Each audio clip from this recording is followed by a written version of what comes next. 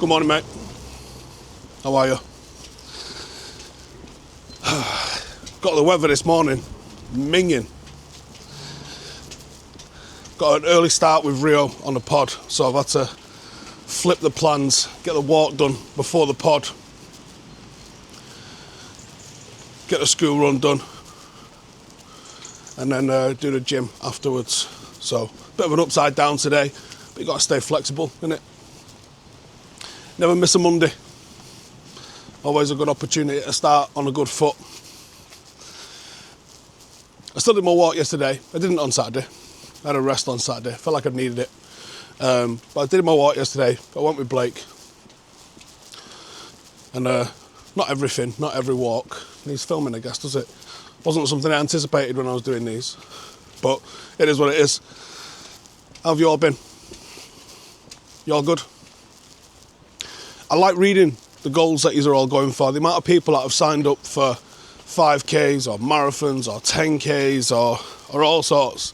Honestly, love it. Genuinely love it. Proper warms me up, man. So, proud of yous. Absolutely love it.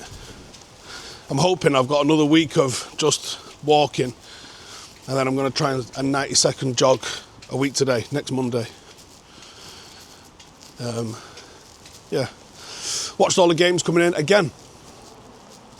Looking at the league table, looking at how different results affect us, and seeing quite a lot of overreaction to United getting a draw at Forest, as you'd expect from different places. And I think you have to be a little bit philosophical with it at the moment. We are a work in progress. We are not the finished article. And even if we were the finished article, like 3 wins and a draw's not catastrophic form. I think with where we've come from, 3 wins and a draw's pretty good going, man. So I think we've got to take it as philosophical as we can do. And say, yeah, that's progress, man. That's all right. Now, can we go and get a win against Spurs? Get a win against Spurs. Now, we spoke about this, me, Ronnie and Elliot, the other week, where we was looking at what the par would have been for the results and the form and the run that we were on. And par would have been 6 points. We've got 7 with 3 still to play for. Which, you end up with 10 from 12. And that's some pretty good going, you know. I think that would represent some good stuff. But again, the difference in the media bias and the media reporting. That free kick for Brighton last week that got dragged forward, that nobody touched or messed with. Nobody said anything. I didn't see articles about it. Yet this weekend, United benefit from a corner that, you know, let's be honest, from certain angles, the referee's angle, looked like it went out. That, it makes me laugh, the whole ball thing. We get it at our level all the time. Players think that the ball's gone out. I stand on the touchline and also stand just off it, but I stand right on the touchline. And the amount of times that I see the whole ball don't go out because, you know, 1 millimetre of the ball still inside the line is in. But when you're at the other side of that ball, you can see a gap. Even if the ball's on the floor, you can see a gap between where the ball is and the line. It looks like it's out. Doesn't always mean it's out. But then there's articles and phone-ins and TV shows about it because it benefited United. But there was 2 times in that game where incorrect corners were given or not given. Forest get a corner for it coming off their own player, and then they got a goal kick for it coming off their player when Sesko shot. Now, who's to say what the butterfly effect of those 2 incorrect results was? But the media will never discuss them. Just got to get on the road here because there's a big puddle.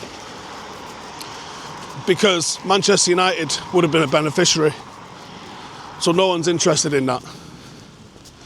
Like, you can't kick off and demand VAR intervene because of what happens after it, because who's to say what affects it didn't affect it for minutes and minutes and minutes afterwards? You know, you're not getting a corner at that point when you've been on top and you've been pressurising them. Who's to say that that wouldn't have led to more errors or a penalty or a red card offence?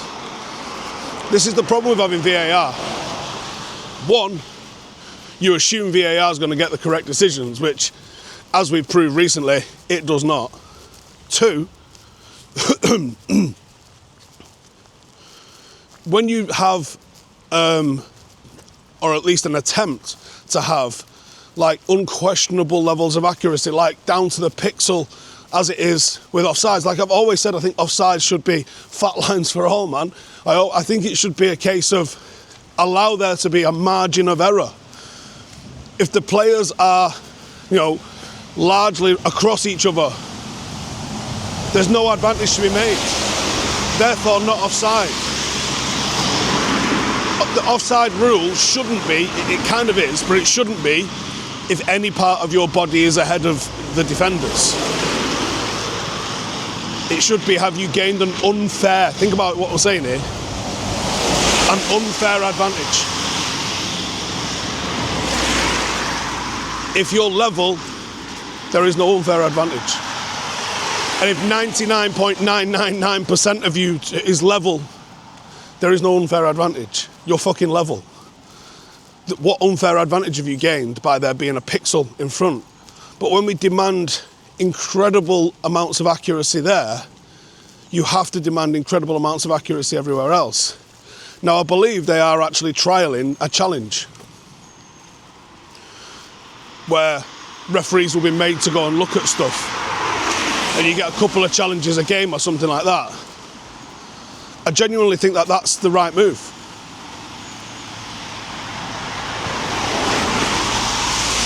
Of course you'll find people that will abuse it. Of course you'll find people that gamify that system, and there will be errors in it. But again, in the spirit of the game, if we've got this technology running in the background, and you know, things like that AMAD incident the other week, you're going to challenge that, and you would presume a referee gets another look at that and goes, yeah, it's a fucking foul, mate. Because it's a fucking foul, mate. But again, you won't see anyone reporting on stuff that benefits United. Did you see articles and articles and articles on United not being given that penalty? No, you didn't. Laughable. And do you know what doesn't help? The most prominent United fan voice is Gary Neville. And Gary Neville has tried to appease the neutrals so much that he comes across as openly anti-United. You know, the goal the other week where he spent so long asking if that was a foul on Luke Shaw. Could you ever imagine any other main commentator in this country, when their team scores a goal, being like, actually, do you know what? Almost sounding annoyed that it's gone in. I think there's a foul. Could you imagine Jamie Carragher doing that? Because I can't. I really can't. And then the quote from this weekend, talking about how well Sesko and Mbeumo have settled in. Let me get the exact wording of it, because I think the exact wording of it is what's required.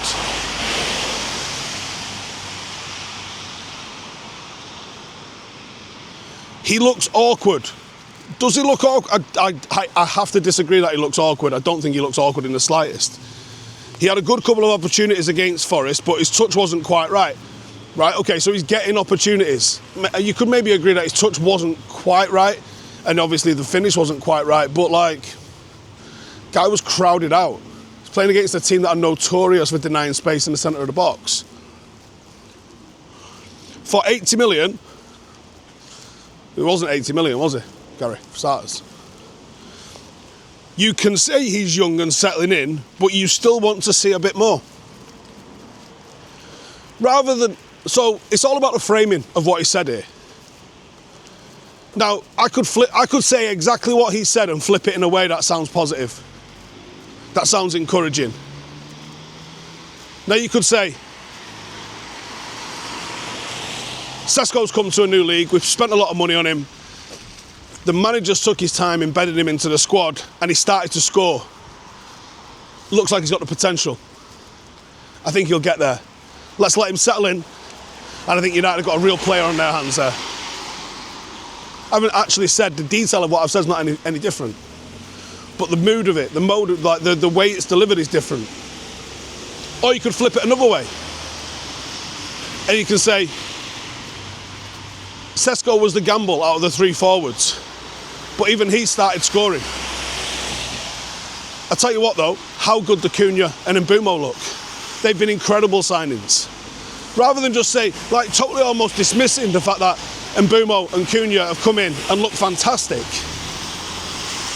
Like, he's like, yeah, they've settled in well. No. People have settled in well. They've not settled in well. They've been fucking incredible, Gary. Let's have it right. They've been absolutely top. So let's call it that. Let's call it absolutely mega, because that's exactly what they've been. It's like, why is there this need to put United down? You know, I saw there an article. Rashford scored his second goal in La Liga, right? Sesko scored that many, but he's a flop and he looks awkward, and you want to see more. But Rashford's mega, and he scored 2. Why can't United have a biased United fan? Did we ruin that many childhoods where that it's just not possible for someone to be pro-United in the media and be successful? Because who is there? Alan Shearer gets to be pro-Newcastle, who, by the way, how bad are they shit in the bed? Right? Not a lot being said about that, is there? Hey?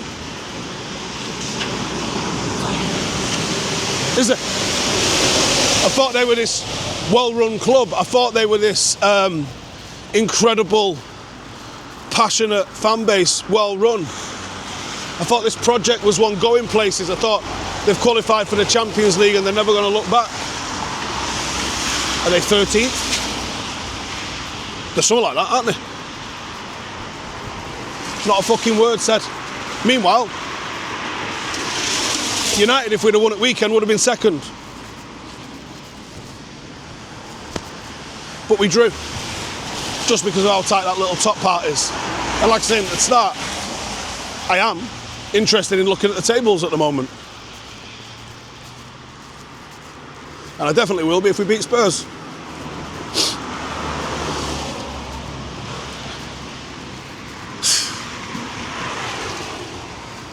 Anyway, today's the 3rd, I think, November. So started a new book on the 1st, on Saturday. I love having a new journal. I batter it in stickers. And I'm getting stuck in. Crossing off my shit. Making it all the to-dos, the to-dones.